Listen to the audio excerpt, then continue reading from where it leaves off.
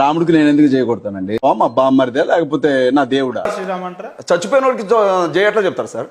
శ్రీరాముడు చనిపోలేదా? జోహార్ శ్రీరామ్ ఆయన చనిపోయాడు కాబట్టి జోహార్నే అంటాం. ఏంటి ఇప్పుడు? ఊరుకోకపోతే కేసు పెట్టండి, లేకపోతే కొట్టండి. ఇక్కడే కూర్చొని ఉన్నా ఏ హిందూ సంఘాన్ని పిలుస్తారు, పిలవండి. రెచ్చగొట్టే విధంగా చేయడం నేను అన్న దాంట్లో తప్పే ఉంది. చనిపోయిన వ్యక్తికి జోహార్ అనకపోతే వ్యక్తి అని ఎలా? ఆయన దేవుడు.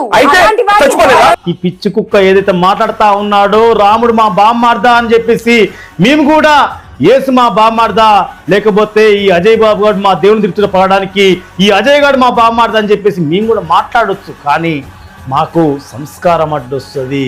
నీలాగా మేము బలిపెక్కిన మాటలు మాట్లాడలేము. గుర్తుపెట్టుకో. అరే పాస్టర్ అజయ్ బాబు, గుర్తుపెట్టుకో. ఈరోజు శ్రీరాముని తిట్టాను, హిందువులను కించపరిచాను, ఇక ధర్మాన్ని దూషించానని చెప్పేసి సంతోషపడి సంకలు గుద్దుకుంటున్నావు. కానీ ఆ వీడియో కింద వచ్చినటువంటి కామెంట్లు ఒకసారి చదవరా బాబు. ఎంతోమంది ఆవేదనలోనే ఆక్రోషంతో పెడుతున్న కామెంట్లను ఒకసారి చదువు. ఈరోజు ఆ కామెంట్లను చదివితే నీ అమ్మ ఈ నా కొడుకుని ఎందుకు కన్నా నా కడుపులో అని చెప్పేసి బాధపడకపోతే మాట్లాడ కామెంట్స్ తీసుకుపోయి నీ అమ్మ ముందు చదివి వినిపించు.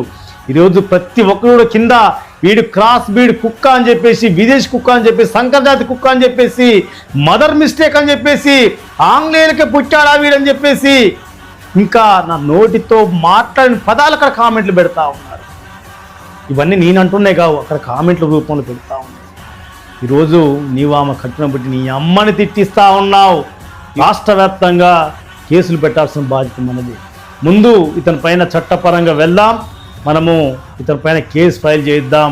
కేసులు ఫైల్ చేయకపోతే, ఇతని మీద చర్యలు తీసుకోకపోతే, ఇతని యొక్క ధోరణి ఇదే విధంగా కొనసాగితే ఖచ్చితంగా ఎవరైతే ఏం పీక్తారని చెప్పేసి ఇతను క్వశ్చన్ చేశాడో ఆ హిందూ సమాజమే తరలి వెళ్ళి అతని ఇంటి ముందర కూర్చుందాం అనేది చూద్దాం.